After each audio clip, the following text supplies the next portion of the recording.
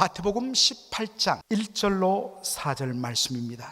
그때에 제자들이 예수께 나와 이르되 천국에서는 누가 크니까? 예수께서 한 어린 아이를 불러 그들 가운데 세우시고 이르시되 진실로 너희에게 이르노니 너희가 돌이켜 어린 아이들과 같이 되지 아니하면 결단코 천국에 들어가지 못하리라. 그러므로 누구든지 이 어린 아이와 같이 자기를 낮추는 사람이 천국에서 큰 자니라.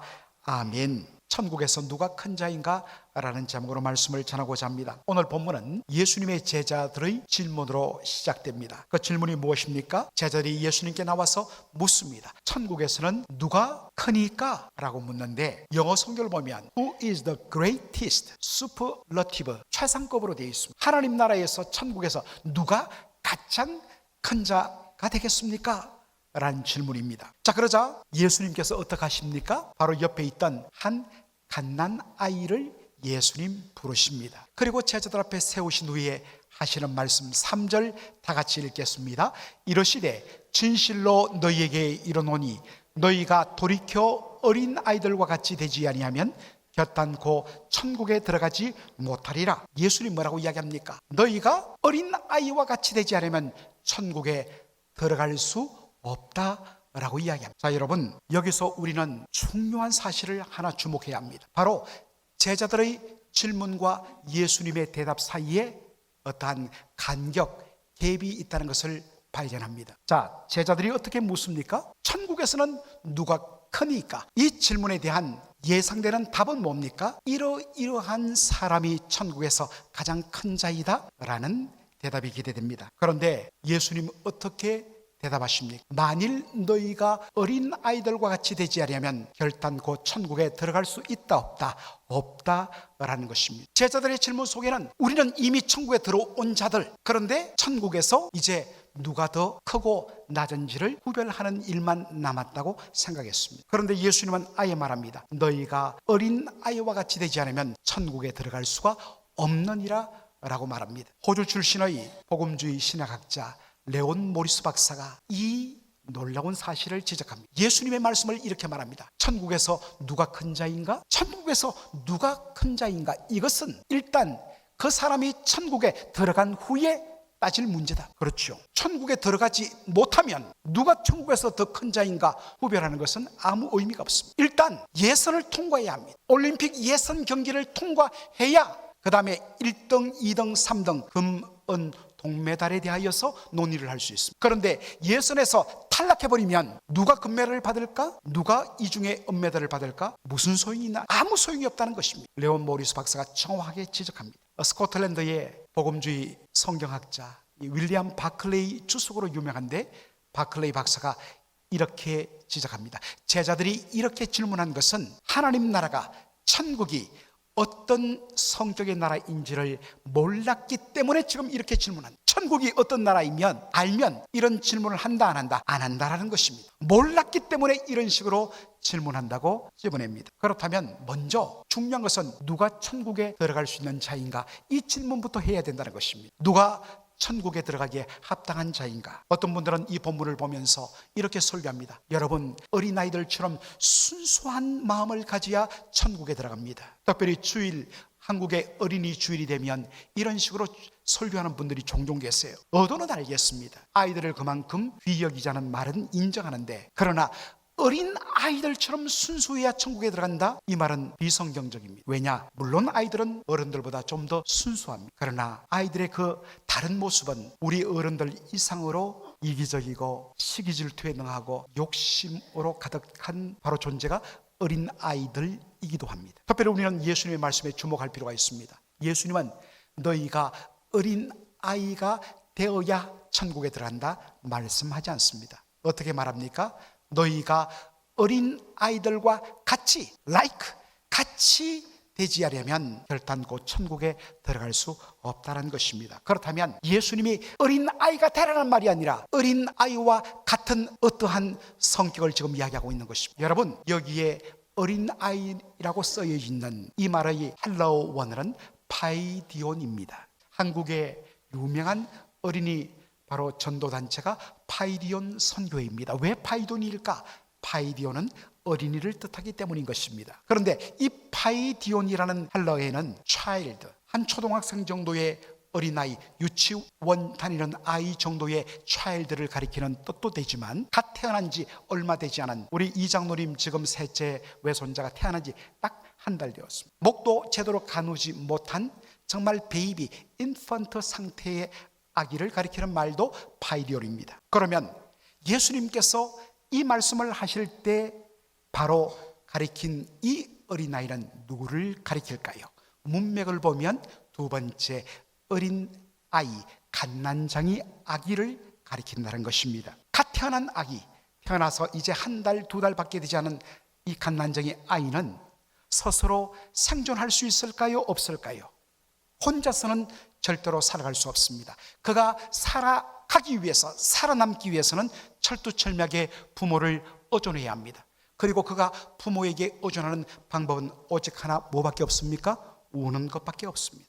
예수님이 이 말씀을 하시는 의도가 이제 드러납니다. 우리가 천국에 들어가는 것, 우리의 힘과 우리의 공로와 우리의 노력과 애씀과 선행으로만은 하나님 나라에 들어갈 수 없다는 것입니다.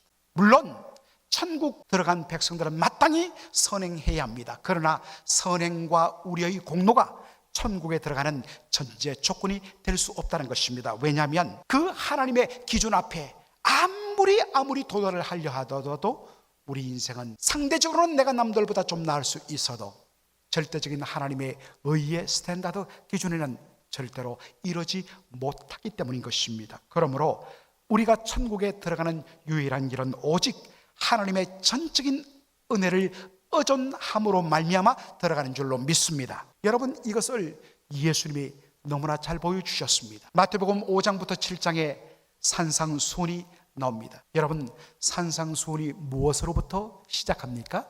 팔복. 여러분, 팔복의 제일 처음 복은 무엇으로 시작합니까? 심령이 가난한 자는 복이 있나니 천국이 그들의 것이며 옛날 성경에는 저희의 것이며. 다시 한 번 더 우리 읽도록 하겠습니다. 시작. 심령이 가난한 자는 복이 있나니 천국이 그들의 것이며. 왜 예수님이 천국에 대하여 말씀하면서 제일 먼저 첫 마디가 심령이 가난한 자가 복이 있다고 했을까요? 여러분, 심령이 가난하다는 것은 하나님 앞에 내세울 의의가 전혀 없다는 뜻입니다. 어떤 성경학자는 심령이 가난하다라는 이 말을 이렇게 표현했습니다. Spiritual bankruptcy, 영적인 파산. 사업이 완전히 망해서 내 힘으로 갚을 수 없을 때, 일으킬 수 없을 때 신청하는 것이 뭡니까? bankruptcy입니다. 내 의와 내 열심과 내 노력과 선행으로 하나님 앞에 설 수 없다는 것을 알았을 때 그것을 spiritual bankruptcy라고 이야기합니다. 내 영적 통장의 어카운트를 보니까 제로요? 아니에요.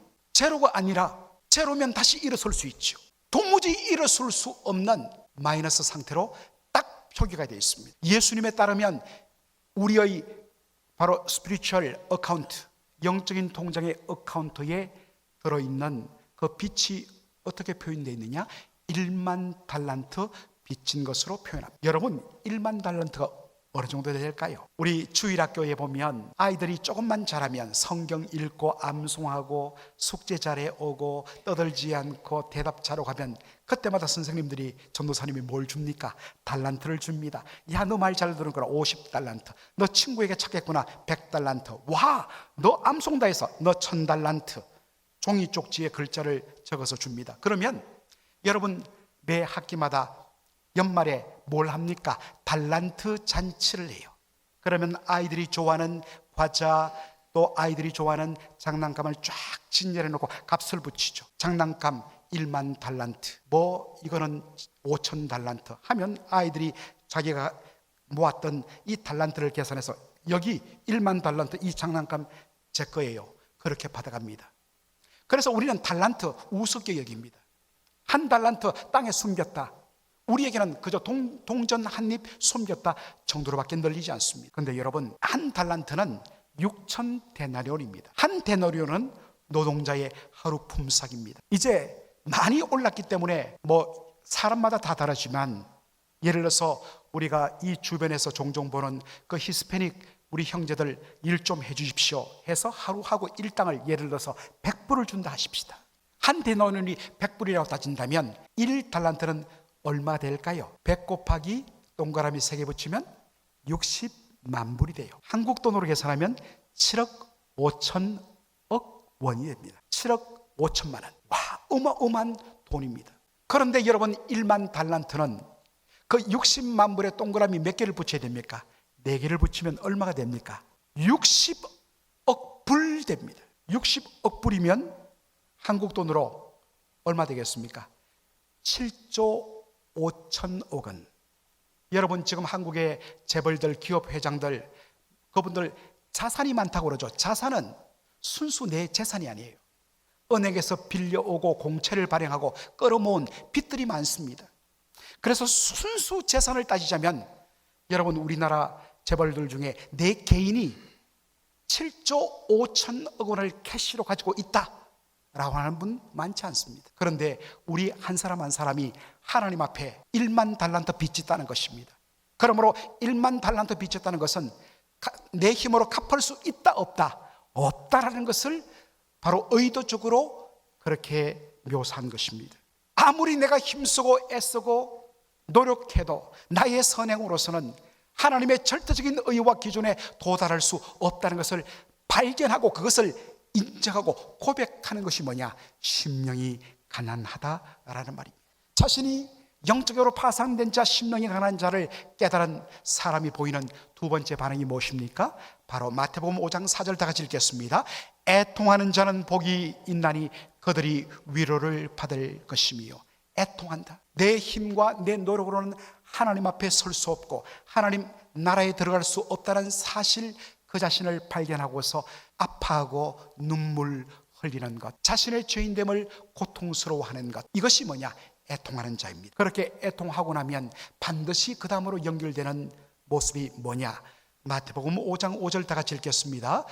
온유한 자는 복이 있나니 그들이 땅을 기업으로 받을 것이며. 여러분, 온유한 자, 보통 온유란 말은 한자로 따뜻할 온자의 부드러울 유자, 참 사람이 부드럽고 나이스하고 아주 젠틀한 그런 이미지입니다. 그런데 번역이 부정합니다. 정확하게 뭐냐면 humble, 철두철미하게 겸손한입니다. 하나님 앞에 자신이 설 수 없고 그러므로 하나님의 은혜가 아니고서는 하나님 앞에 나갈 수 없는 자신임을 철두철미하게 인정하는 것이 뭡니까? 겸손입니다. 겸손에는 자기 자랑이 들어갈 수 없습니다. 그리고 이런 은혜의 과정 가운데 겸손해지면 우리 옆 사람들 가운데 조금 못나고 부족하고 실수하는 사람이 있습니다. 그런데 하나님 앞에 험불한 사람은 옆에 있는 사람 너 잘못했다고 지적하지 않습니다. 왜냐? 하나님 보시기에 나는 당신보다 더 큰 죄인의 괴수라는 마음을 가지기 때문인 것입니다. 그렇기 때문에 다른 사람의 잘못에 대하여 겸손한 사람은 우회집니다. 너그러집니다. 관대해집니다. 하나님 앞에서 자신이 어떠한 존재임을 알고 온전히 엎드릴 때에 다른 사람에 대하여 관대하게 된다는 말입니다. 이것이 복되다는 것입니다. 그런 다음에 비로소 그가 몸부림치는 것을 마태복음 5장 6절이 이렇게 표현합니다. 다 같이 우리 한 목소리로 읽도록 하겠습니다. 자, 시작. 의에 줄이고 목마른 자는 복이 있나니 그들이 배부를 것이며. 자기의 의로는 하나님 앞에 설 수 없음을 인정하고 그것을 버리고 예수 그리스도 십자가를 통하여 하나님이 주시는 그 의만을 붙들고 자랑하며 그 의가 아니고서는 하나님이 우리에게 더 씌워주시는 의가 아니고서는 하나님 앞에 설 수 없다며 그 하나님의 의에 줄이고 목마른 심령이 되는 것, 바로 그를 천국에 합당한 사람이라고 이야기하고 있습니다. 이런 의미에서 천국은 어떤 곳이냐? 자기 의와 자랑과 공로가 철두철미하게 배제되고 모든 것이 전적인 하나님의 은혜였음을 고백하며 하나님의 영광을 돌리는 곳이 어떤 곳이라고요?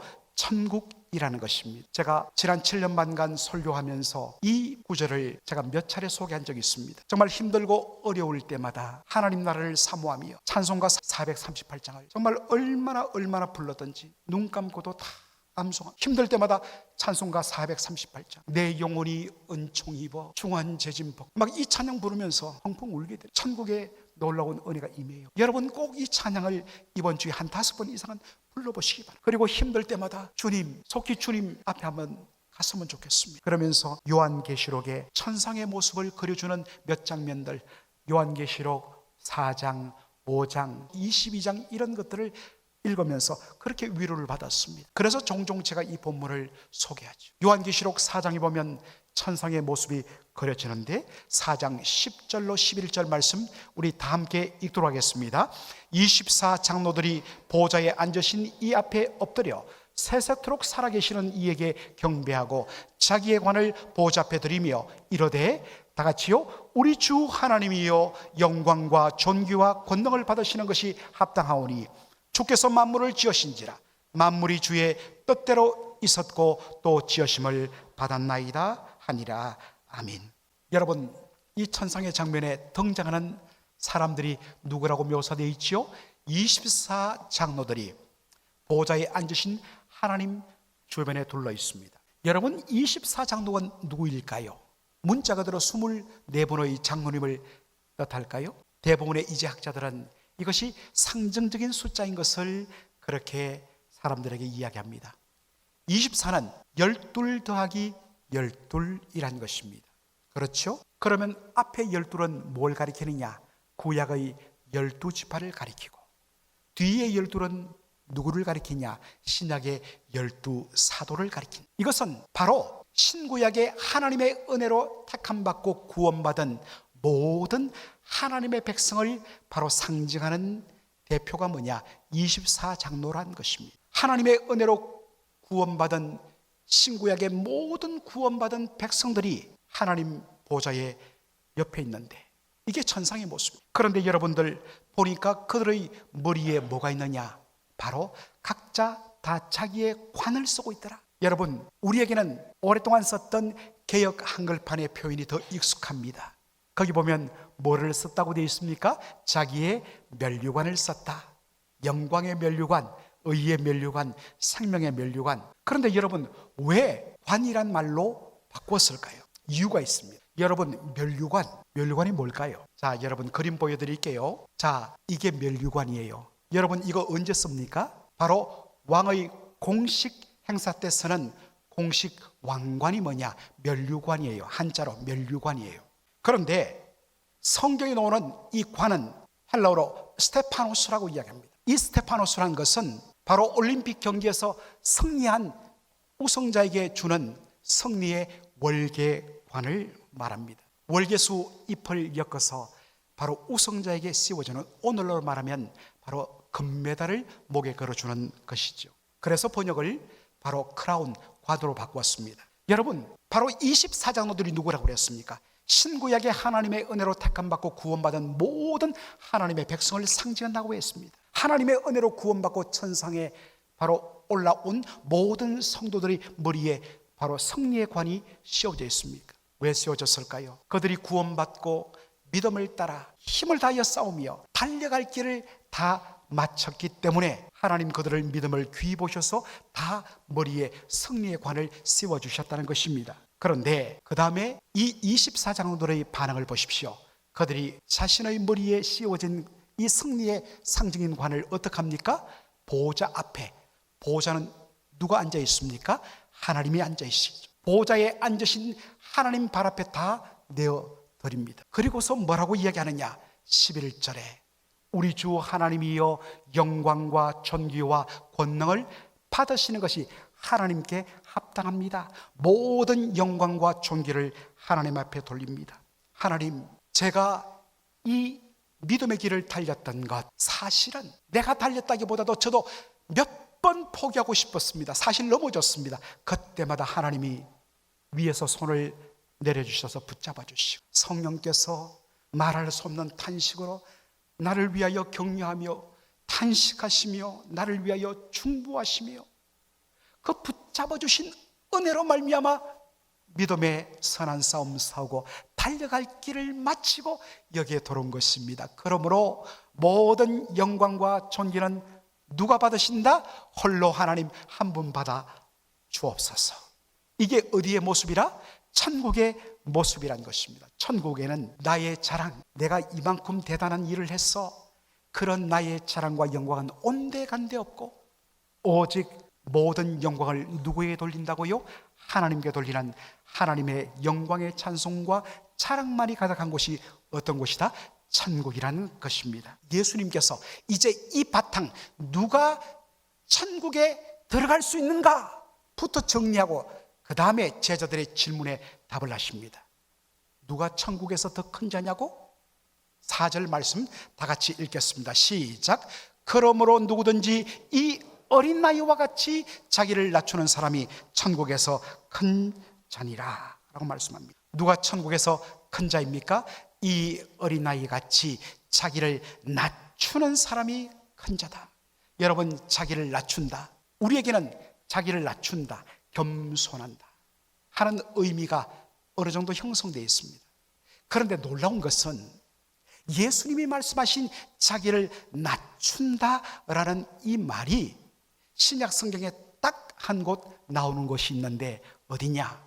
바로 빌립보서 2장 8절에 예수님의 십자가를 가리킬 때 바울이 쓴 데 나옵니다. 자, 우리 빌립보서 2장 8절 다 같이 읽어볼까요? 사람의 모양으로 나타나사 자기를 낮추시고 죽기까지 복종하셨으니 곧 십자가에 죽으심이라.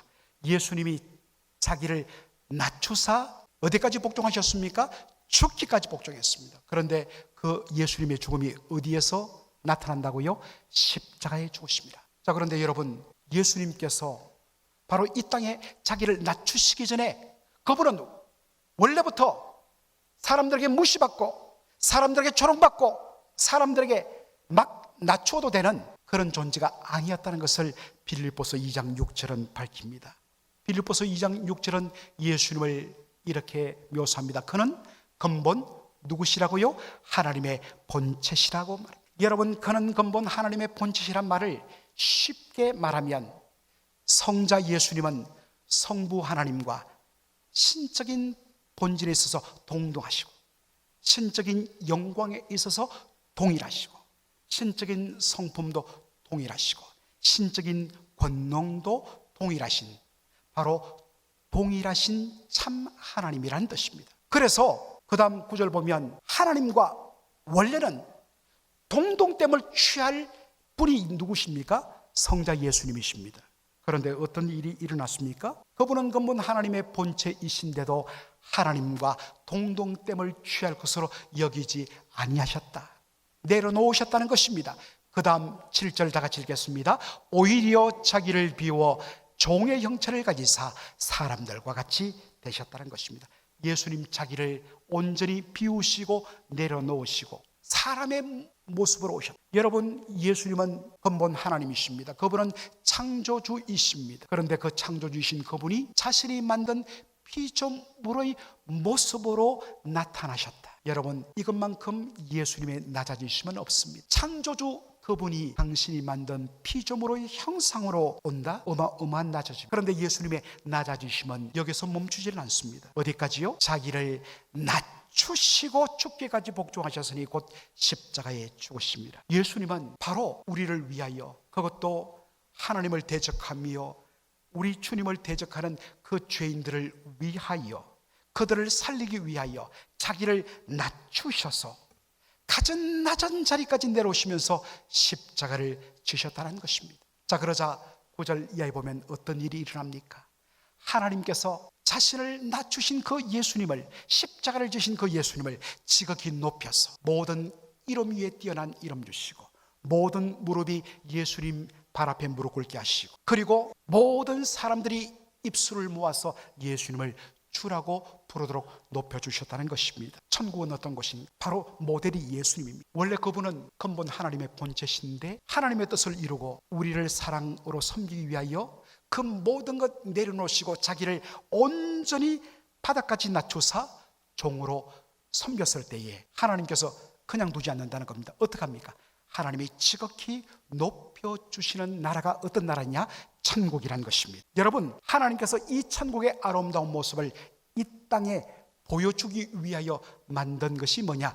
교회입니다. 그런데 현실은 어떻습니까? 부끄럽게도 천국과 거리가 먼 모습일 때가 너무나 많습니다. 참 너무 죄송하고 부끄럽습니다. 여러분, 천국의 반대가 무엇일까요? 지옥이죠. 여러분, 저와 여러분이 생각하는 지옥의 1차적인 모습은 어떻습니까? 바로 죄인이 영원한 형벌과 심판을 받는 장소입니다. 분명히 이것은 성경의 가르침입니다. 분명히 그런 지옥은 있습니다. 그런데 더하여 C.S. 루이스라는 바로 1940년대부터 60년대까지 영국 옥스퍼드 대학의 바로 영문학과 교수이면서 탁월한 바로 평신도 기독교 변정가로 이름을 높였던 C.S. 루이스의 대표작 바로 미어 크리스티애니티, 순전한 기독교에 보면 지옥이란 어떤 곳인가? 지옥은 하나님이 계시지 않는 곳이라 했습니다. 여러분, 하나님이 계시지 않으면 어떤 일이 일어날까요? 여러분, 어른이 집에 있어야 되는데 어른이 없으면 어떻게 될까요? 아이들이 무질서하게 되고 그때부터 서로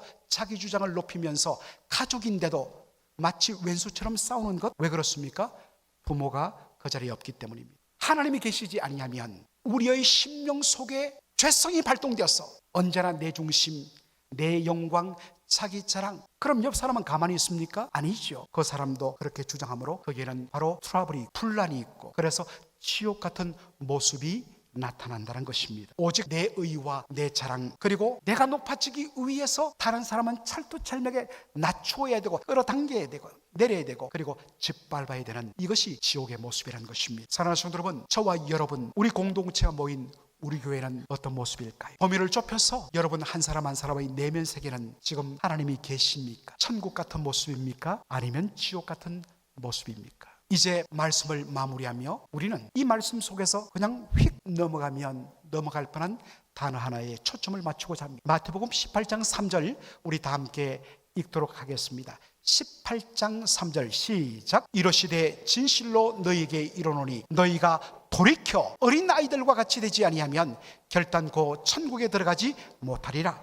예수님, 그저 너희가 어린 아이와 같이 되지 아니하면 천국에 들어갈 수 없다라고 말씀하지 않고 그 앞에 한 단어를 덧붙입니다. 만일 너희가 돌이켜, unless you change and become little like little children, 너희가 change, 너희의 삶과 삶의 방향이 바뀌어져서 철두철미하게 어린아이처럼 자신을 겸손히 낮추지 않으면, 하나님의 은혜가 없이는 살아갈 수 없다고 하는 고백을 하지 않으면 너희는 천국에 들어가지 못한다라는 것입니다. 여러분, 무엇이 천국에 합당한 삶인가? 그것은 바로 돌아서는 삶, 돌이키는 삶, turning back, 잘못된 길을 가다가 거기로부터 돌아서서 하나님의 의의 빛으로 돌아서는 삶, 잘못된 방향을 터닝해서 change of direction, 방향의 전환이 바로 천국에 합당한 삶이란 것입니다. 말씀을 보다가, 말씀을 듣다가 성령의 은혜 가운데 내가 가는 이 길이 잘못되었다는 것을 발견하는 순간 다른 사람이 어떻게 되든지 간에 나부터 먼저 그 자리에서 turning back, 돌아서는 결단을 하는, 이것이 바로 천국으로 들어가는 삶의 시작이란 것입니다. 지금까지는 당연히 성김받고 대접받고 내가 이만큼 이제 수고했으니까, 내가 이만큼 또 연세가 들었으니까, 나이가 들었으니까 나 대접받기 당연하지. 그건 세상의 방식. 철두철미하게 어떻게 하면 내가 다른 사람을 섬길까, 다른 사람을, 내가 나 자신을 낮추어서 다른 사람을 정말 주님을 대하듯 주인으로 섬기며 나는 종의 모습을 가질, 바로 삶의 방향을 바꾸는 것. 그런데 여러분 어떻습니까? 참 이것이 우리의 마음대로 안 되는 우리의 죄성을 발견할 때 우리는 낭망합니다. 그래서 우리가 먼저 인정해야 할 것은, 이것은 우리의 결단과 애씀과 노력으로는 변화가 일어날 수 없다는 사실을 인정하는 것입니다. 그러면 그것을 인정하고서 어쩔 수 없어, 이것이 우리 인생의 한계야, 그냥 이렇게 살다 죽지 뭐, 여기서 멈춰버리면 아무 소용이 없습니다. 1차적으로 우리의 바로 삶은 내 힘으로 바꿀 수 없다는 것, 변화될 수 없다는 것을 인정하고, 그렇기에 그것을 바꾸실 수 있는 우리 주님 앞에 온전히 엎드리고 주님의 은혜와 능력을 구하며 몸부림치며 주의 은혜를 덧입는 자리로 나가는 것입니다.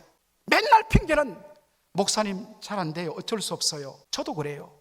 그러나 그것으로 자기를 합리하면 안 됩니다. 그래서 철두철미하게 저를 은혜로 변화시키고 저의 삶을 바꾸실 수 있는 분은 우리 주님 한 분밖에 없습니다. 그러므로 주여 성령의 은혜를 더하여 주옵소서라고 날마다 은혜를 구하며, 이 은혜 주지 아니하면 저는 오늘 이 자리에 떠나지 않습니다 라고 몸부림치는, 그래서 마침내 비로소 은혜 받고야 말고 그 은혜로 인하여서 내 삶이 돌아서는 change of life. 그래서 기존의 모든 삶의 방식들, 세상의 방식들을 다 밀어내고 오직 하늘의 영광 보자 버리시고 자기를 낮추시면서 십자가에 죽기까지 복종하신 우리 주 예수 그리스도를 본받아 나도 나이를 부인하고 내게 주어진 십자가를 지고 따라가는 이것이 바로 천국 백성이요, 이것이 바로 예수님의 제자인 줄로 믿습니다. 바로 이러한 성도들이 함께할 때 지금도 우리 맥클린 한인 장로교가 이 지역 사이에 아름다운 소문이 지금 나고 있어요. 야, 그 교회 갔더니 마음이 편해진다. 옛날 그 교회 모습이 아니요, 교회가 너무 밝아졌어. 거기 가니까 마음이 편안해. 그리고 무엇보다 점심 식사가 너무 좋아. 뭐 이런 소문이